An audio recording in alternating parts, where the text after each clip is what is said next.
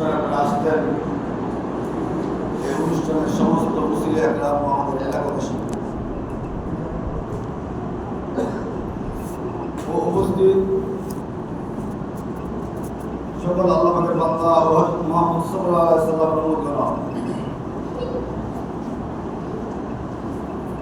আল্লাহ তাআলা দরবারে লাখ লাখ শুকরিয়া যে আল্লাহ তাআলা আমাদেরকে এরকম একটা দিন, যে দিনের উপরে আমার পূর্বে বর্তমান বাইরা বক্তা এই দিনের ব্যাপারে আলোচনা করছেন বহু বড় বক্তা আমার ছাত্র ভাই। এই দিনের ব্যাপারে কোনো এসকার আমাদের নাই যে মুহররমের 10 তারিখ আল্লাহ তাআলা দোয়া কবুল করেন। এই মুহররমের 10 তারিখে আল্লাহ তাআলা সমস্ত নবীর দোয়া কবুল করেছেন। তো আমি এদিকে আলোচনা করব না, যদি হুজুর আলোচনা করছেন, যদি হুজুর আমার মধ্যে আলোচনা করছেন, আমাকে বিভিন্ন জায়গায় আমাদের ভাষা বাকি বলা হয়, আলী ভাষা, আর আপনাদের ভাষা দুনিয়া বলা হয়।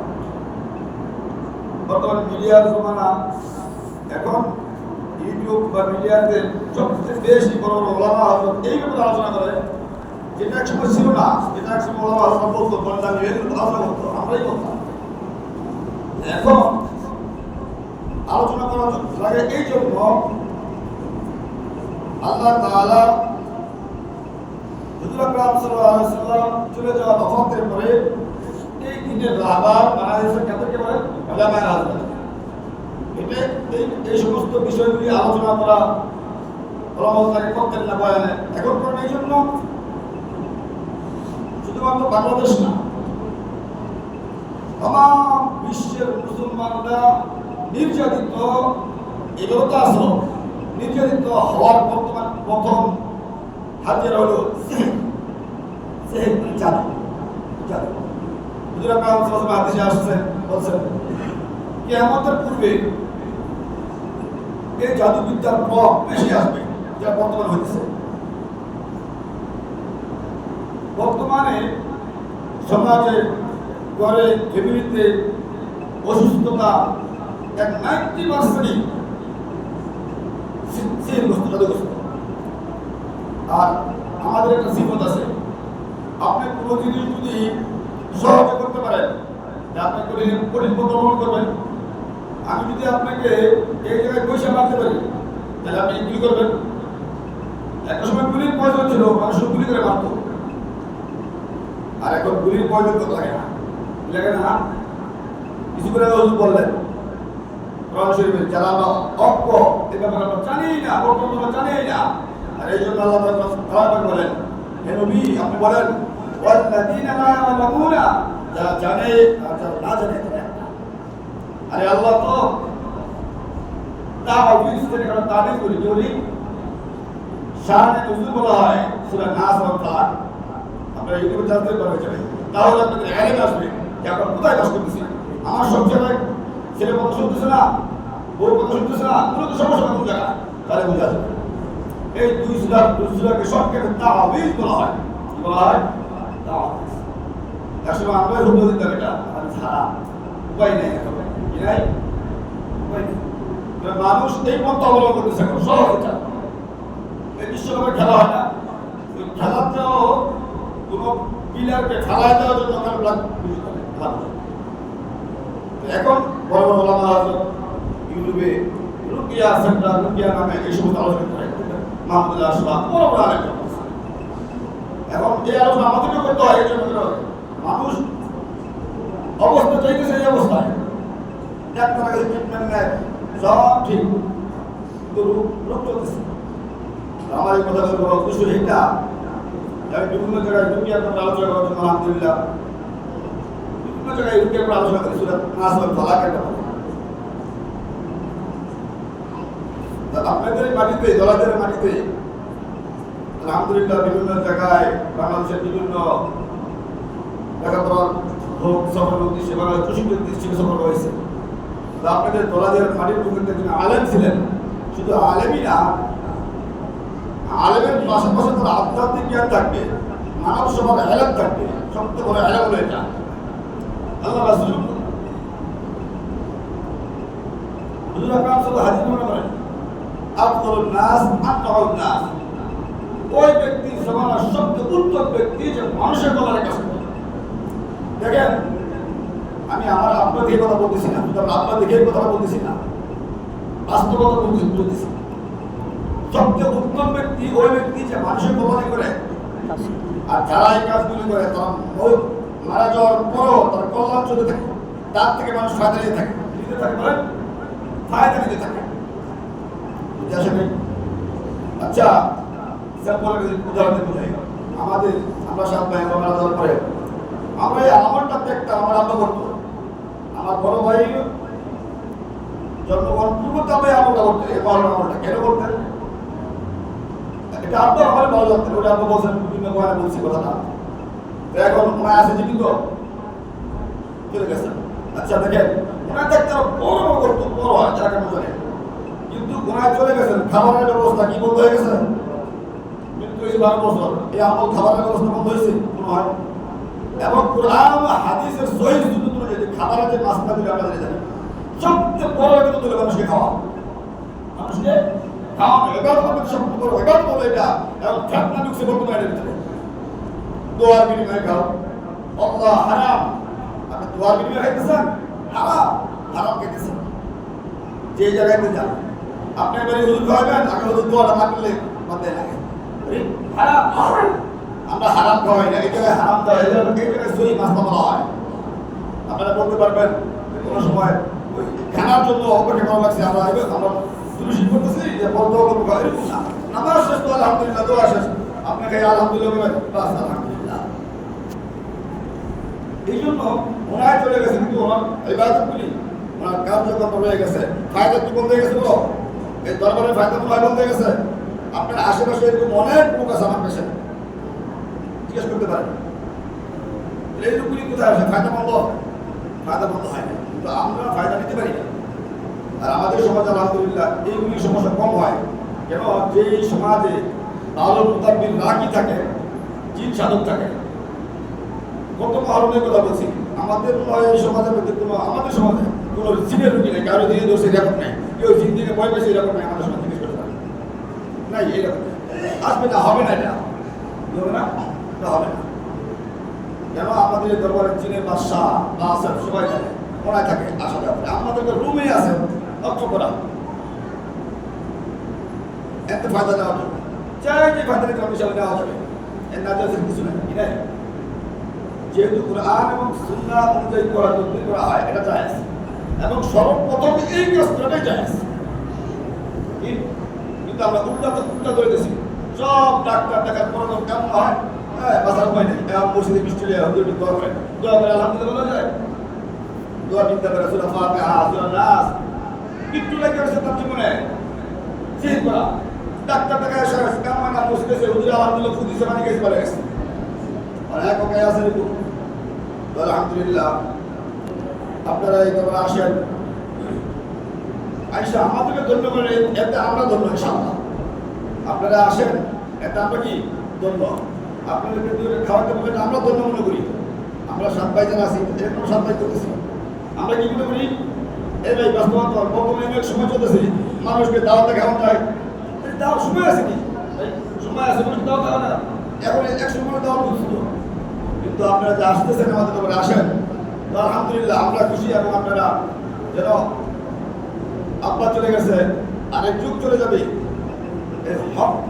আমল যেন, এবং ওনার সিলসিলা, আমাদের সিলসিলা, আমাদের আব্বার সিলসিলা, আমরা সাত ভাই দরবার এই কথা বলতে পারি। শ্রীপুরের থানার ভিতরে আমার আব্বা সবচেয়ে বড় আলেম ছিলেন, আমরা আলেমের সন্তান। আপনি বলতে পারবেন, আসলে বলতে পারবেন, বিলকুল আপনি আলেমের সন্তান হয়েছে বলে কথা বলবেন, অবশ্যই আমি আলেমের সন্তান, ঠিক না? আমরা আলেমের সন্তান, পাশাপাশি ওনার নসব থেকে, সিলসিলা থেকে আমার ছোট ভাই আলেম, আমি মুফতি, আমার একটা ইস্তাহ হাফেজ আলেম হইতেছে, একজন আলেম ছিলেন, নসব থেকে বেরোয়েছে হাফেজ আলেম, আমার ছেলে মাঝে পড়তেছে, আমাদের আরো বিভিন্ন মাঝে পড়তেছে। একটা সিলসিলা হঠাৎ করে বেড়ে যায় না, যেমন আমরা ওই মামুল শাহ, আমরা যাই না, আমরা সদ্য গোষ্ঠী আলেম বা এখন কেমনে এমনি আইসি, এটা বুইন হাফেজ, বুইনের জামাই হাফেজ, তো আলহামদুলিল্লাহ আমাদের সিলসিলা আলেমের সিলসিলা। আমরা গর্বের সাথে কথা বলি, আমরা অনেক কাজ করতে গিয়ে আমাদের বাধা বাধা আসে, আমাদের বাধা দেয়। আমি একটা আলেম, এখন ওই সাধারণ আলেম মনে করেন না, আলেমের পার্থক্য আছে। আলেম কিছু আলেম জমানাকে আলো দেয়, নূর দেয়, আর কিছু আলেম সমাজকে নষ্ট করে, আছে না? এটা বলতে না ওনায় চলে গেছে, ওনার আমলগুলি এখনো বন্ধ হয় না, ওনার আমল নিয়ে আমরা এখনো ফিরি না। আব্বা যে বুঝতে অবস্থা একটা মাদ্রাসা ছিল, এই মাদ্রাসা আমরা হঠাৎ করে ফেলা রাখছি, এখন আমল চলমান করতে পারতেছি না আলহামদুলিল্লাহ। আমাদের চিন্তা বাইরে না, এটা না বাইরে না, মরম চলতেছে আলহামদুলিল্লাহ, আমাদের এরকম একটা লাভ নাই। আলহামদুলিল্লাহ চলতে দাও, যাক আল্লাহ তত্ত্ব করতেছে, চলতে দাও চলুক। ওনার এলাকাকে নূর দিয়ে গেছে, দিয়ে গেছে নূর, যে নূরে মানুষ আলোকিত হয়, চাপা হয়। আমার আব্বা আমাকে বিশেষ করে একটা মেসেজ করতেন, এই দরবার থেকে কেউ খালি হাতে করে দিও না, তুমি দেওয়ার কি আল্লাহ দিলে। এই জন্য মোটাম এমনিতে দামি দিন, এই বর্তমান এই দিনকে নিয়ে, এই দিন মহারণের 10 তারিখ এই দিনকে নিয়ে যত্নায় সাইলা হয়ে গেছে, ভরপুর যত্না, ভরপুর যত্না মহারণকে নিয়ে।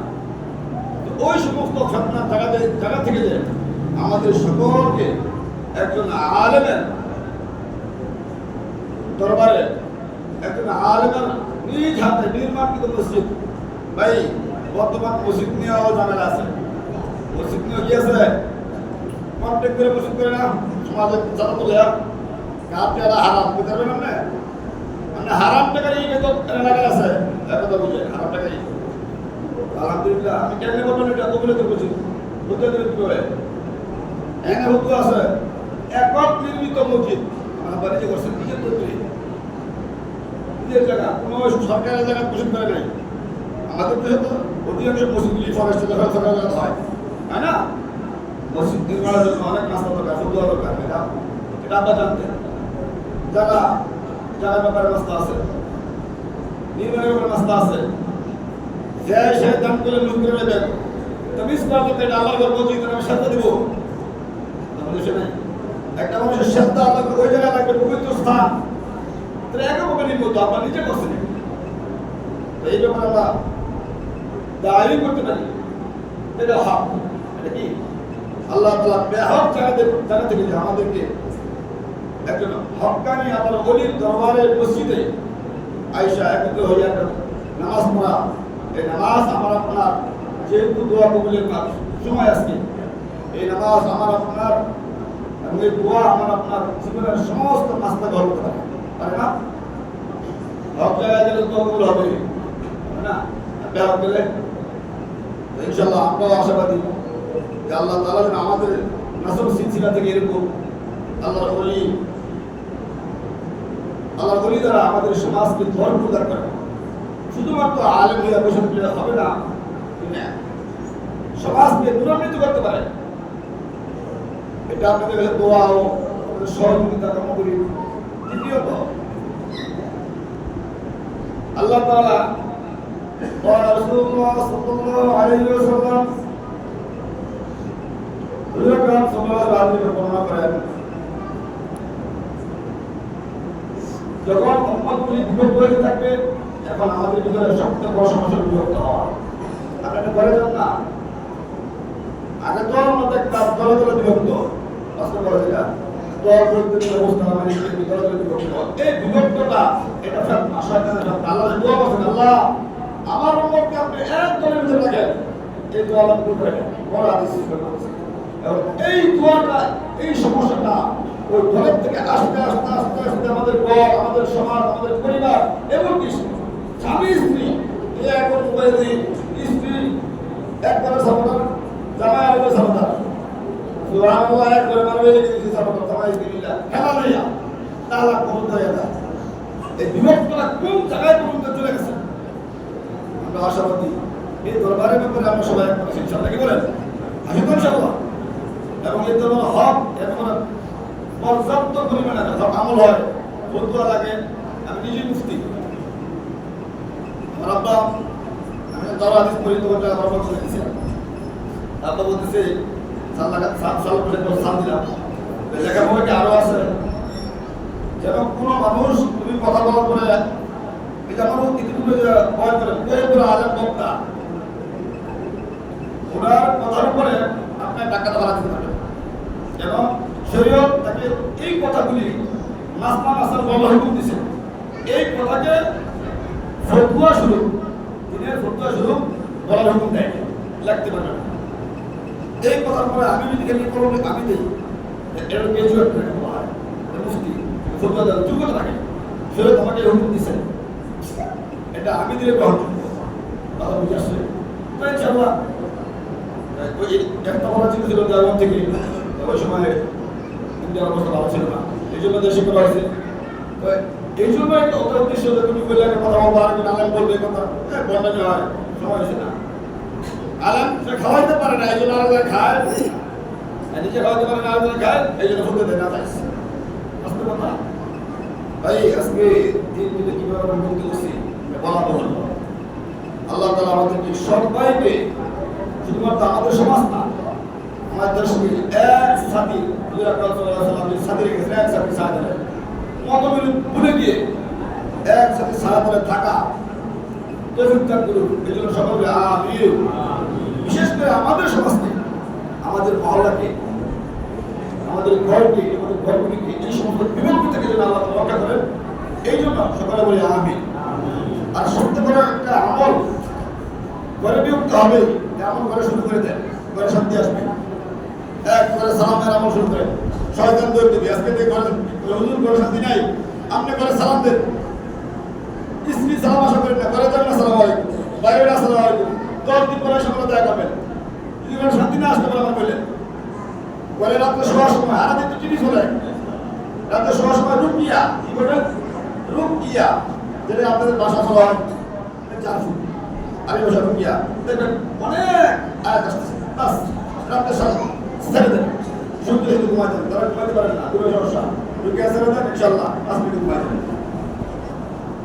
রুকিয়া ছেড়ে দেন ঘর থেকে বন্ধ নিয়ে যাবে শয়তানের ওয়াসওয়াসা আরে বাস্তবতা এটাই একটা জায়গায় যে জিনিসের আসর বেশি থাকে অবস্থান বেশি থাকে মানে লড়াই করলে এই জিনিসের গান থাকবে না বুঝতেছেন না একটা জায়গায় গোবর ছিল গোবর পরিষ্কার করেছে পরিষ্কার করার পরে ওই জায়গাতে গোবরের গান আসবে না অবশ্যই জায়গাটা গোবরের সংমিশ্রণ ছিল আমাদের ঘরগুলি শয়তানের সংমিশ্রণ থাকে বেশি ওই ঘরে রহমতের কাছে ঢুকতে পারে না এই জন্য সমস্যা এই সমস্ত অবস্থা আল্লাহ তাআলা আমাদের সবাইকে এই দরবার উসিলা কইরা এবং এই দরবার থেকে যারা ফায়দা পেয়েছেন তাদেরকে উসিলা করে আমাদের সবার দোয়া এবং মানে এক মাকসাদ নিয়ে তারা পূরণ করে এই জন্য মরুম বাবা হিসাবে